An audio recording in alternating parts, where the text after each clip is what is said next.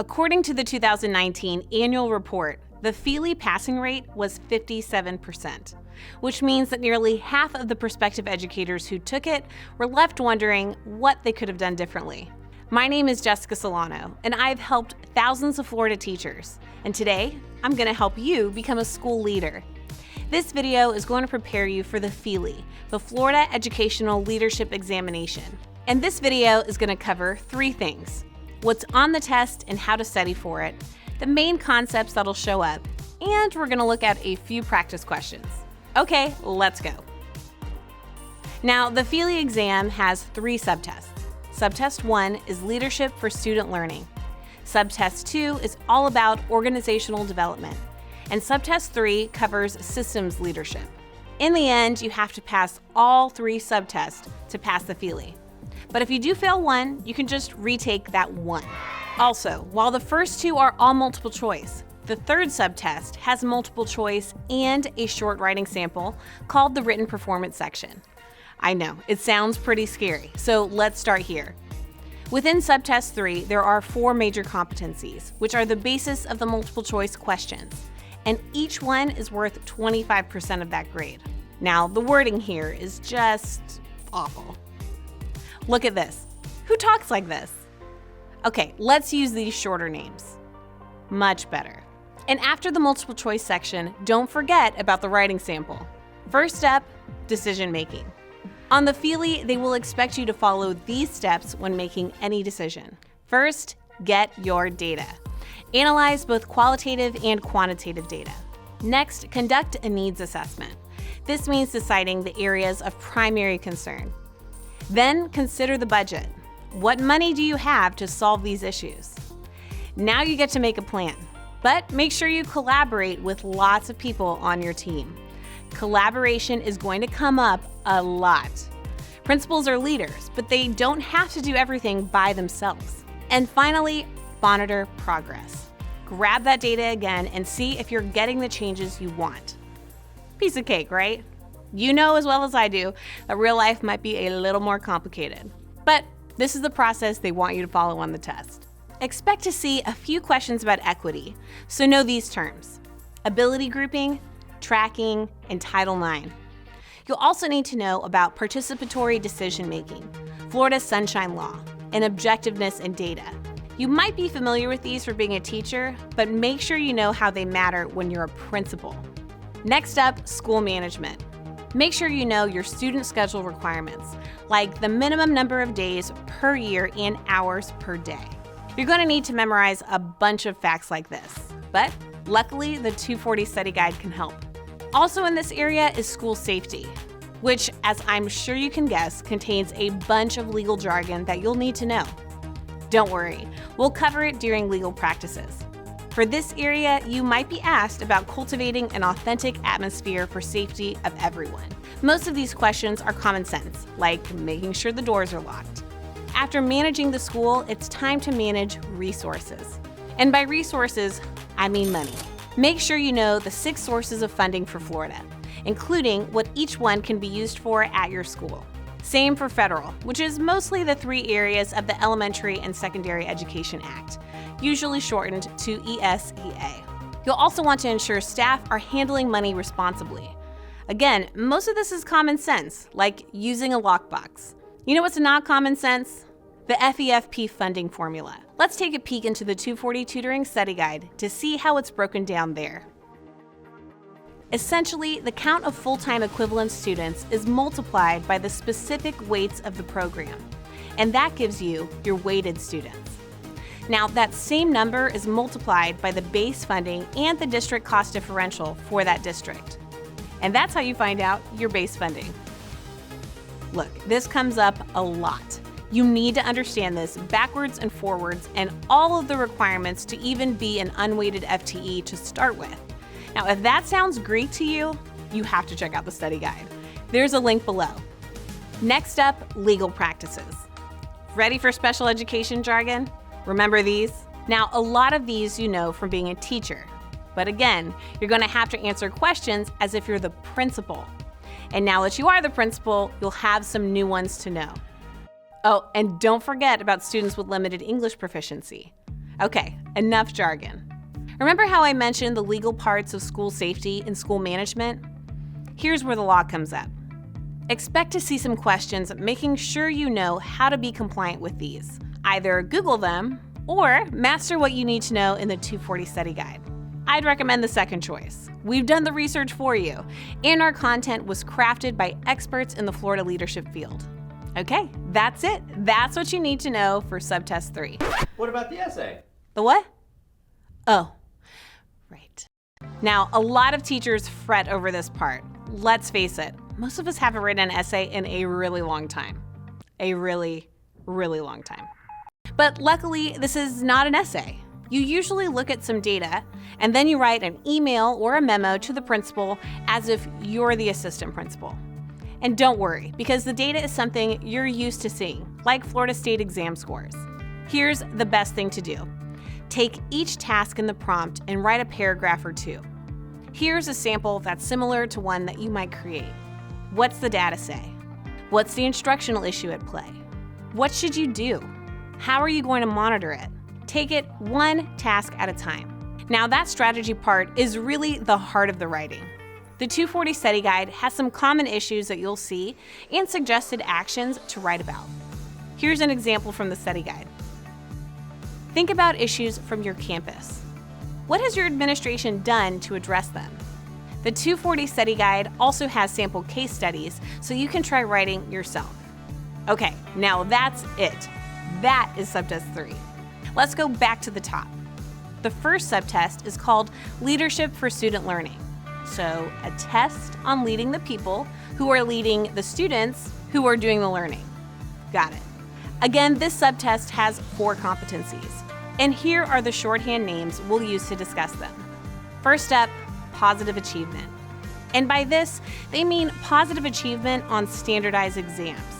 Here's a released example from the FTCE. You're given statewide assessment data, and then you must decide the highest priority next step for the principal. Here are a few best practices that tend to be the right answer. First, frequent and targeted assessments and analysis are key. Disaggregating is a $10 word for splitting up by each specific group, such as the students with limited English proficiency. Then you'll analyze not only each item, but also each student. Why? To create remediation pathways. Remediation is the whole point of looking at the data. Sometimes you'll get data about the end of the year exam and need to figure out what to do first for next year. In general, for a first step, you want to get more data. You might need to look at the alignment of the curriculum to the state standards. You may need to find specific risk factors. You may need to disaggregate data. Action matters, but get more data first, then do an action. So generally, action-oriented choices are not a great first step. We're going to work through some more practice problems at the end, so you can see what this looks like. But remember, the 240 Study Guide also has hundreds of quiz questions that you can practice. All right, on to prioritizing student learning. This one sounds a lot more complicated than it is. But really, it's all about setting a climate for learning using high expectations. High expectations for students, high expectations for staff, and high expectations for administrators. Yep, you too. You'll also get questions about SACs and SICs. Know the laws and requirements on these. One other tip here, improvements in the lowest quartile of students factor heavily into school ratings in Florida. So questions about focusing there come up. Halfway done with Subtest 1. Hey, that rhymes. Time for instructional frameworks. Again, this sounds more complex than it is. The FEPs are an important framework to use, and use is the key verb. You are going to get questions about using them. For the FEPs, you need to go to classrooms and do observations.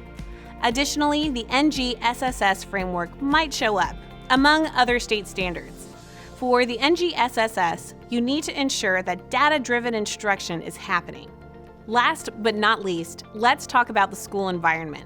Taken right from the FELE standards, we need to create a school environment that improves learning. Note the verbs here, structuring and monitoring. Now, let's look at some key adjectives. When answering questions, remember that your resulting campus feel needs to be respectful, inclusive, student-centered, and equitable. So tuck this in your pocket. Answer choices that close the achievement gap and celebrate diversity are usually the correct ones. And that goes for life after the exam too. All right, let's knock out Subtest 2 and then we'll dive into some practice problems. Time for organizational development. Again, this subtest has 4 competencies. And here are the shorthand names we'll use to discuss them. As you can tell by the names, it's all about your staff. A third of this subtest is from competency 2, so let's start there. All right, given this text from Florida itself, they are looking for strategies that help you grow and keep talent, particularly faculty and staff who are high-performing and diverse. It makes sense. That's who I'd want on my campus. Now, I'm going to go over some amazing concrete concepts you should know for Subtest 2. But to really get the confidence you deserve to pass the whole FELE exam, you need to get the 240 study guide. Our 240 study guides have hundreds of questions, in-depth videos, and test-aligned study material so you can get the depth you need to pass. Okay, so what comes up here? Generally, there are scenario-based questions asking for the best action by the principal. So what are good actions? First, always make sure you're picking professional development, or PD for short. Those activities meet the goals and the needs for your campus. Next, make sure you have activities for your staff to learn how to educate diverse learners. Then, time. Give them time to learn and time to actually make the changes. When in doubt, think to yourself, how would you have wanted your principal to treat you when you were a teacher? All right, let's go to competency 1, hiring and onboarding. Similar to professional development, you need to make sure you're goal-focused. For example, if your campus has a high number of ELL students, you probably want to look for resumes from teachers who've taught this demographic before. And another top tip to keep in mind is to include scenario-based questions in your interviews. Asking candidates to recall a specific time in which they solved a challenge will give you more insight into how they teach. 2 competencies left, and this next one is my favorite. The FELE exam will ask you questions about developing your teachers into future leaders at your school. A big topic here is delegation, which means giving responsibility or authority to another person. So basically, you get to remove something off your to-do list and empower one of your staff members. Sweet. Again, best practices here are pretty much common sense. You want to give teachers a variety of opportunities, but don't give them lower level tasks, nor anything sensitive that you should be performing. Make sure you monitor their work and provide feedback. And of course, support collaboration among all teachers, but especially your future leaders. As a teacher, you have to obey the principles of professional conduct. As a principal, you have to know that same code of conduct to spot issues. So, make sure you know the rules. Another big thing in these questions is collaboration. We talked about this in Subtest 3, and it's going to come up here again. In general, the right next step, given a scenario, is going to be to collaborate. And that's it. That's Subtest 2. But again, to really have the confidence you deserve, go subscribe to a 240 study guide.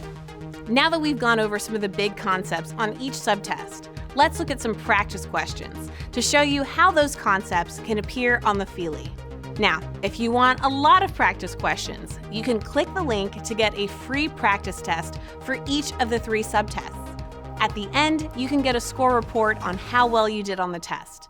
And then you can subscribe to 240 and get all the practice questions you need to be 100% confident for the FELE. Did I mention the 240 study guide has a money-back guarantee that you'll pass? Now for questions. Let's start with Subtest 1. Remember how important it was to get positive achievement on standardized exams? Let's look at how that's reflected in a question. A middle school principal reviews the standardized exam data and sees low reading scores. What is the first step the principal should ensure occurs to fix this? Is it administering a pre-assessment that's similar to the state assessment, evaluating the current 7th grade reading curriculum, recruiting outside reading consultants to train teachers in August, or collecting student work samples from last year to identify areas of weakness? To me, all these kind of sound like good choices. But the first step is to look for more data. So this one is definitely out, since it's all about jumping right into the action. The best choice is evaluating the current curriculum to get alignment data. Let's look at a school culture question from Subtest 1. A school's diversity has shifted, and teachers are concerned that this has contributed to the decline in student performance. Which action should the principal take? A. Encouraging teachers to participate in cultural activities in the surrounding community. B. Reviewing the student demographic data from the previous 5 years to identify the major shifts in student population. C. Providing teachers with opportunities to discuss their assumptions and reframe their thinking about student diversity. Or D. Distributing a questionnaire about the changes in student diversity that teachers may answer anonymously. Remember this? So the correct choice is C. We want to be respectful to teachers and shift opinions to be inclusive with students. Now let's look at Subtest 2. First up, professional development activities. You've received a directive from the district administration to focus your upcoming school year's professional development on student growth and performance. To help guide the planning of the PD sessions, which of the following should be your initial consideration? Is it A, which teachers will be available to lead the PD? B, what type of PD neighboring schools are planning? C, what sets of student data can be used in the PD? Or D, how your school's strategic goals can inform the focus of the PD? We got this. It's D. Remember, always make sure you're picking professional development activities that meet the goals and needs of your campus. What about those delegation and collaboration questions? What do those look like?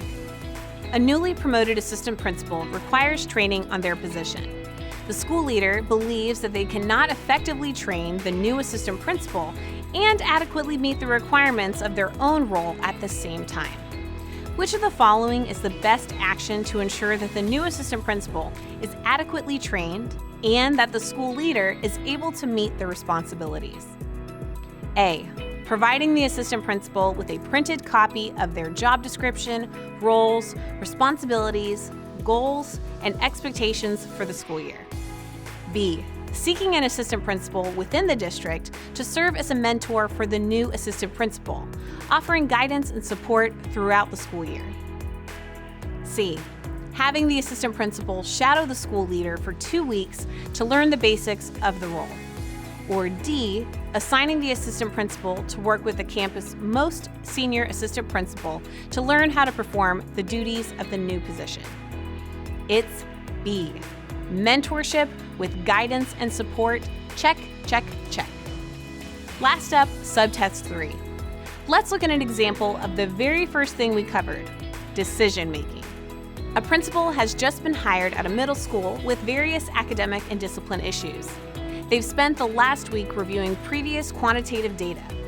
What should be their next step when creating a new shared vision for the campus? A. Soliciting school improvement input from all stakeholders. B. Allowing each stakeholder group to write a part of the vision. C. Holding frequent meetings with stakeholders to provide updates on the vision. Or D. Holding all stakeholders accountable if the vision is not successful. Well, if we have quantitative data already and we want a shared vision, then we need qualitative data from the community. So, it's A. Still with me? Last question, I promise. I saved everyone's favorite for last. Legal codes for exceptional student education. A 10th grade student with an individualized education plan, or an IEP, is at risk to be suspended for 5 days due to theft at school. This is his first offense. Since this behavior violates the student code of conduct, what should be the next step? A. Immediately beginning suspension. B. Pausing suspension and calling for a manifestation determination meeting. C. Pausing suspension and calling for an IEP team meeting. D. Avoiding any disciplinary action since the student is on an IEP. The admin can immediately suspend the student. Since the student will not be suspended for more than 10 days and there's no previous pattern of suspension, this does not qualify as a change of placement. Remember how I told you that all this jargon would show up on your FELE exam? That question alone had 4, a quad jargon question, if you will. Now that's just a small sliver of the practice questions from all 3 subtests to give you an idea about how these concepts are assessed on the FELE. And remember, subtest 3 has a little essay, that written performance, so use the 240 study guide to get examples of that and model replies. Congratulations on finishing the video. If you found it helpful, give it a like. There's still plenty more to learn. If you really want to make sure that you're prepared for the FELE, take the next step and subscribe to the 240 study guide. It has hours of videos, so you can watch or listen as you please. It's test aligned, so you know precisely what you need to study. And it has hundreds of practice questions, so you can be sure you're ready. Best of all, it has a money-back guarantee. So click the link below right now and get started.